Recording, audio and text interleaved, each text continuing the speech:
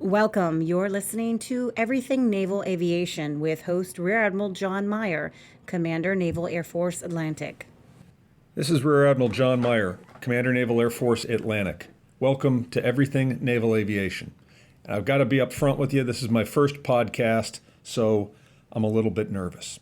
I've not done this before, but I've been in the job now for a little over 100 days, and I want to talk to you about how enormously I am impressed with the work of the entire Airland staff. Our focus at Airland has clearly been on current readiness and the investment into future readiness that derives from that. And it has been squarely on the man, train, and equip equities to make our forces as ready and as lethal as possible. I am enormously proud to be the commander here, and I could not be happier with the workforce that we have at Airland. That does not mean that we should be content with the job that we do day to day. And I am not driven by coming to work to just do the job better. I am driven by disruptive change, by driving an innovative culture into our organization, by making naval aviation as lethal and as ready as we possibly can, given the resources that we have. Those resources are clearly our equipment, the dollars that we are provided by our government to do flying hours, to maintain our equipment, but most certainly our most precious resource is our nation's sons and daughters. That is far and away our greatest charge, and I view it as our imperative, our prime directive, that we provide the most capable aircraft, the best trained aircraft carriers and squadrons, the best manned aircraft trained and squadrons that we can possibly do with the resources we have. I want to talk briefly about what my priorities are and align Airland and the rest of naval aviation to this, and I will tell you when I talk about the rest of naval aviation, it's important to understand that the Air Boss and I are perfectly aligned on where we need to go as a force and how we man, train, and equip that force. My priorities are not necessarily in particular order, but aircraft carrier operational availability.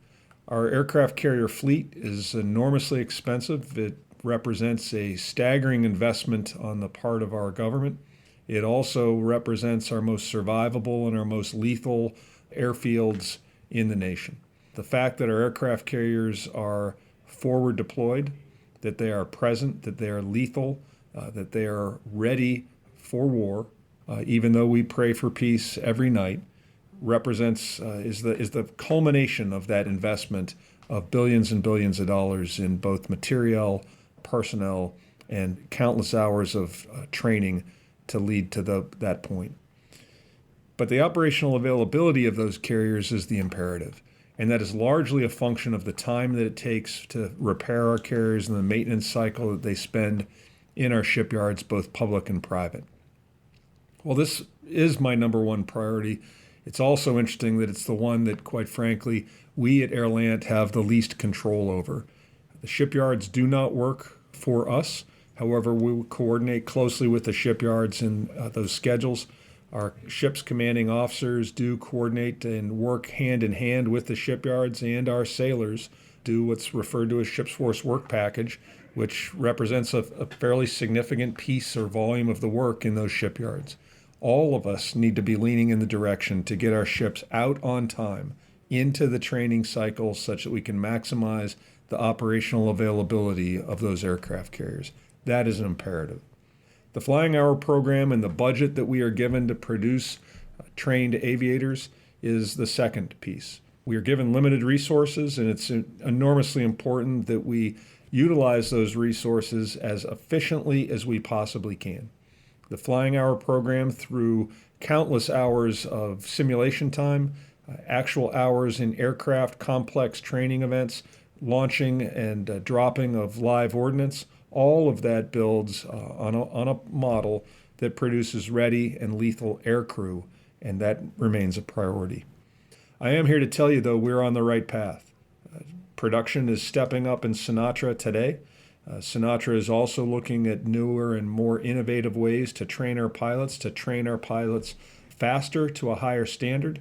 And Project Avenger is the beginning of that for naval aviation. And if you'll stay tuned, we'll talk about that in the future, or we'll get Admiral Westendorf, who's Sinatra, to come and chat with us on our Everything Naval Aviation podcast.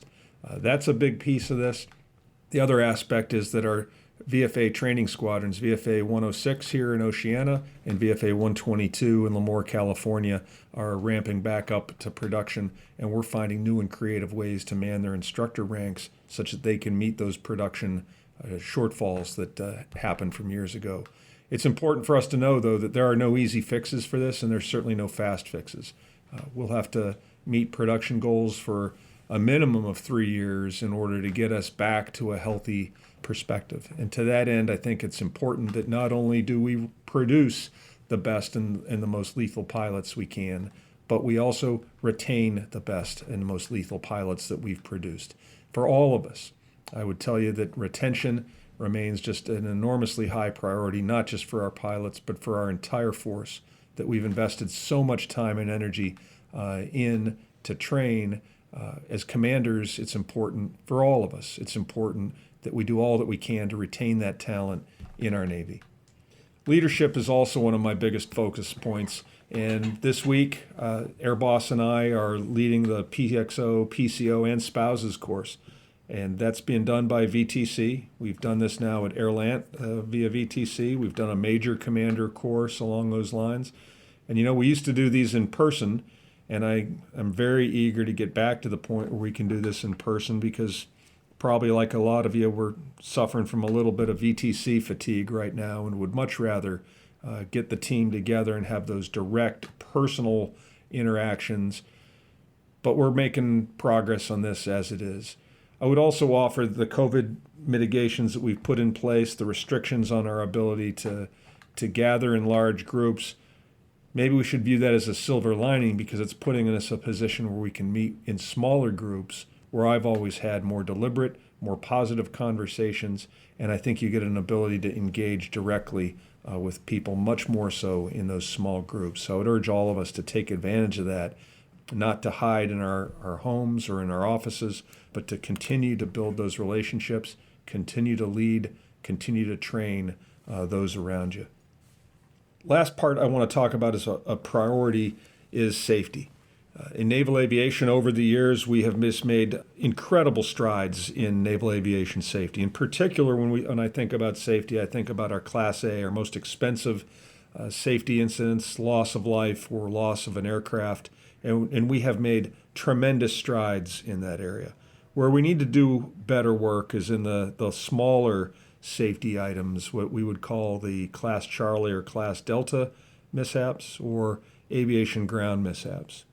It should be no surprise to any of us that mishaps, whether it's the Class Alpha large mishaps or the Class Delta small mishaps, human error encompasses about 80 to 90% of those mishaps.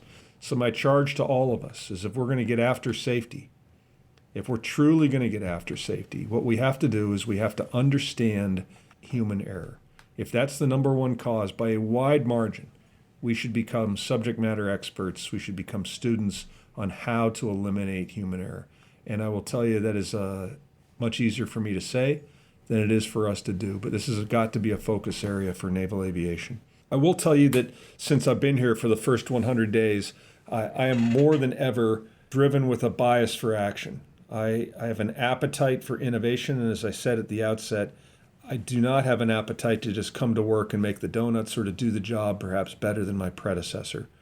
I am absolutely driven by making naval aviation more lethal and more efficient, and I have a bias for action. And what I mean by that is, when a commander comes to me with a problem, when a commander tells me that they have a better way to create training that will produce more lethal pilots, or a better means to improve their production rates, I'm not just going to listen to that. I'm going to immediately start to sink my teeth into it and add the gravitas of my position to getting to yes on that. I'm hardwired to yes. I'm biased for action, and my charge to all of you is that you do the same thing. Our focus at Naval Air Forces Atlantic is current readiness. It is manning, training, and equipping naval aviation to fight and to win wars of the future. Ideally, we prevent those wars by being forward deployed, by being lethal, by being ready. And I urge you to pray every night for peace, yet prepare for war every day in all that you do, as though war were imminent, whether that's ordering a part, whether that's training an aviator, whether that's assessing the quality of a flight deck and inspection or the damage control outfitting of our ships. Every aspect of what we do has got to be focused on we are going to war, but I urge you to pray for peace every night. Lastly, I would offer that, again, this is my first podcast, and as I do this more, we'll probably get a little bit more comfortable in the conversation. I'll probably do this on a monthly basis. We'll at some point bring other folks into the conversation. We'll have in conversations and interviews and that sort of thing. And as always, I welcome your feedback. I also encourage you to expand your mind and read. If you're not reading a book right now, you need to find one. And at some point in the near future, I'll talk about my reading list, the things that I challenge myself, both the subjects that I look forward to and the subjects that I am most recently challenging myself, which are having a tendency to make me a little bit on the uncomfortable side, perhaps, but it's important to expand our minds, not just in topics that we're comfortable with. All right, that's all I've got for Everything Naval Aviation. I thank you for listening, and I look forward to our next opportunity to get together. Oscar, out.